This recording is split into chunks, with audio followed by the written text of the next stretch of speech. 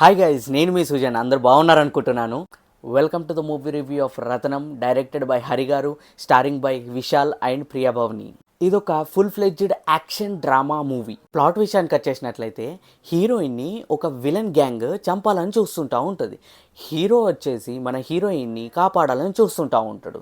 మరి విలన్స్ ఎందుకు హీరోయిన్ని చంపాలనుకుంటున్నారు?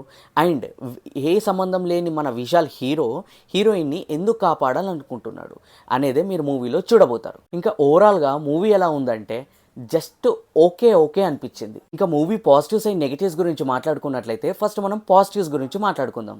మూవీ ఫస్ట్ పాజిటివ్ వచ్చేసి మన హీరో విశాల్. ఆబ్వియస్లీ, ఎందుకంటే మూవీలో యాక్షన్ ప్యాక్డ్ ఉంది. మనం యాక్షన్ ప్యాక్ విశాల్ అంటే మనం చాలా చూసినాం. పందం కోడి చూసినాం, పొగరు చూసినాం, ఎన్నో హిట్స్ ఉన్నాయి. అవన్నీ యాక్షన్ ప్యాక్డ్ మూవీ హిట్సే. అవన్నీ విశాల్ ఒక బ్రాండ్ని క్రియేట్ చేసిన మూవీస్ అనేది. కాకపోతే విశాల్ని ఒక ఎమోషన్ యాంగిల్లో కూడా చూపించవచ్చు అని చెప్పేసి మనకు ఒక మూవీ ఉంది, అది బర్నీ. ఆ బర్నీ మూవీ అనేది ఇప్పటిది కాదు, అది ఎప్పుడో వచ్చింది. సో అలాంటి మూవీస్ చాలా చాలా ఏళ్ళు అయిపోయింది ఈ మన విశాల్ యాక్ట్ చేయడం. సో అట్లాంటిది ఒక action packed movie with emotional content, emotional feel అయ్యే మూవీ విశాల్కి. సో ఈ మూవీలోనే మనం చూడబోతాం. అందుకే విశాల్ అనే చాలా అద్భుతంగా యాక్ట్ చేయడం జరిగింది. విశాల్ ఈ మూవీకి చాలా ప్లస్ పాయింట్. ఈ మూవీలో విశాల్ తప్ప వేరే హీరోని మనం అస్సలు ఊహించుకోలేం మనం. మూవీ సెకండ్ పాజిటివ్ వచ్చేసి హీరోయిన్.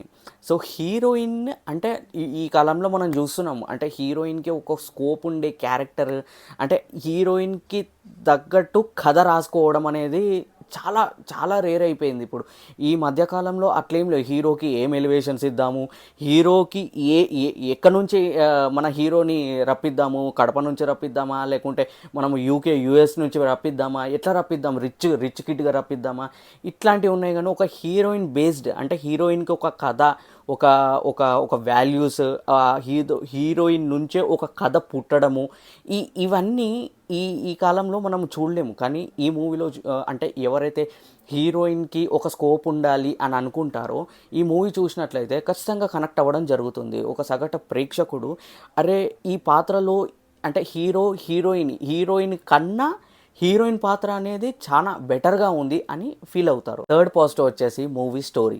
సో మూవీ నార్మల్గానే వెళ్తూ ఉంటుంది, అంటే కొద్దిగా బోర్ కొడుతూ ఉంటుంది మనకి.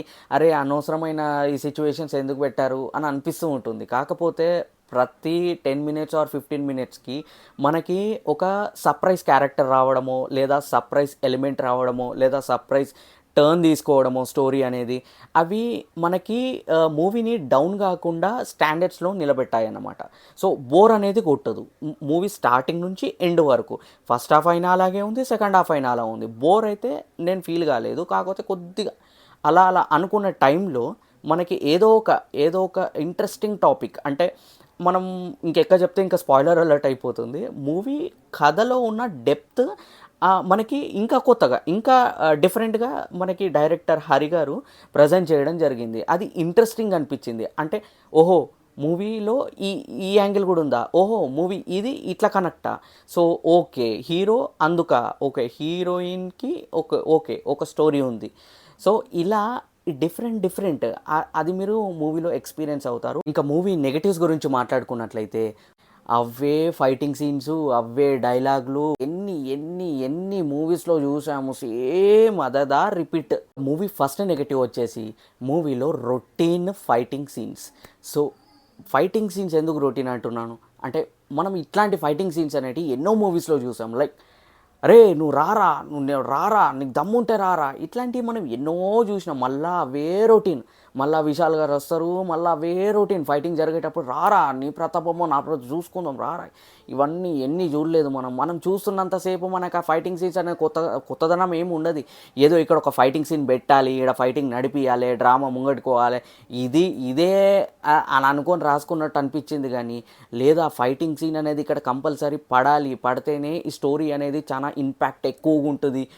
సో అట్లాంటి కైండ్ ఆఫ్ బిల్డప్ అనేది నాకు ఈ స్టోరీకి అనేది అస్సలు అనిపించలేదు, రాలేదు కూడా ఆ ఫీలింగ్. మూవీ సెకండ్ మైనస్ వచ్చేసి మూవీ కొద్దిగా డల్ అయింది, అంటే బోరింగ్ ఉంటుంది. బోరింగ్ అంటే మనకి ఎక్కువ సాగదీసినట్టు కొద్దిగా అక్కడ మూవీ కథ మాత్రం బాగుంది, మళ్ళీ కథ మాత్రం ఇంప్రెస్ చేసింది. కాకపోతే అది నడిపించే విధానం, ఈ ఫైటింగ్ సీన్స్ ఇవన్నీ చూసి ఈ ఈ మూవీలో కూడా మళ్ళీ రొటీన్ అయిపోయి అది మనకి కొద్దిగా బోర్గా ఫీలింగ్ అయ్యేలా చేస్తుంది. ఎందుకంటే ఆ ఫైటింగ్ లెంతీ కావచ్చు, ఆ అనవసరమైన ఫైటింగ్ సీన్స్ ఎక్కువ తీసేయడం కావచ్చు, జస్ట్ లైక్ అట్లా వెళ్ళిపోయింది అంతే. అంటే బోరింగ్ అనిపిస్తుంది ఖచ్చితంగా. కాకపోతే మన హరి గారు డైరెక్షన్ బాగుంది, బట్ ప్రీవియస్లో వర్కౌట్ అయిన ఆ మ్యాజిక్ ఏదైతే ఉంటుందో, హరిగారు అంటేనే మనకి సింగం మూవీ ఇట్లా ఫాస్ట్ ఫ్లెడ్జెడ్గా ఇట్లా వెళ్ళిపోతూ ఉంటుంది, మూవీ దూసుకెళ్తుంటూ ఉంటుంది, అట్లాంటి డైరెక్టర్. సో ఈ రత్న మూవీకి వచ్చేసరికి ఆ ఒక మ్యాజిక్ అనేది దీంట్లో నాకైతే అంతగా వర్కౌట్ అయిందని అనుకోవట్లేదు. సో ఇవ్వండి రత్నం మూవీ పాజిటివ్స్ అండ్ నెగిటివ్స్. ఈ మూవీ చూడొచ్చా చూడరాదా అని నన్ను అడిగితే, సో లాస్ట్ 2 వీక్స్ నుంచి మనం చూస్తూనే ఉన్నాం, ఏ ఒక్క మూవీ కూడా మనకి పెద్ద మూవీస్ కానీ చిన్న మూవీస్ కూడా మనకి అంతగా రిలీజ్ అయినట్టు కనబడటం లేదు. సో ఈ మూవీ మనకి మరీ అంత వర్స్ట్ కానీ చెప్పలేము, జస్ట్ ఓకే, పర్లేదు, చూడొచ్చు. అండ్ ఎవరికైతే ఈ హరి గారి మూవీస్ నచ్చుతాయో ఖచ్చితంగా చూడండి, మీకు నచ్చే ఛాన్సెస్ చాలా ఉంటాయి. So recommendable movie, nice movie, చూడొచ్చు, జస్ట్ ఓకే ఓకే. ఈ ఎండాకాలంలో ఇంట్లోండి వేడెక్కడం కంటే ఏసీ హాల్లో మంచిగా ఒక మూవీ చూసి ఎంజాయ్ చేయడం బెటరు. మూవీ అయితే బాగుంది, రికమెండబుల్ మూవీ, ఎంజాయ్. ఈ మూవీకి నేను ఇస్తున్న రేటింగ్ అవుట్ ఆఫ్ 5కి 3 స్టార్స్. సో ఇదండి ఈరోజు మూవీ రివ్యూ నచ్చినట్లయితే ఖచ్చితంగా ఒక లైక్ అనేది చేయండి. ఎవరైతే మన ఛానల్ని ఫస్ట్ టైం చూస్తున్నారో తప్పకుండా సబ్స్క్రైబ్ చేసుకోండి. ఇలాంటి movie reviews and theatre vlogs and ఇంకా ఎన్నో ఇంట్రెస్టింగ్ టాపిక్స్ తోటి మీ ముంగటికి వస్తాను వ్లాగ్ రూపంలో. అంటిల్ దెన్ సైనింగ్ ఆఫ్ మీ సుజన్ వ్లాగ్స్ తెలుగు. బాయ్.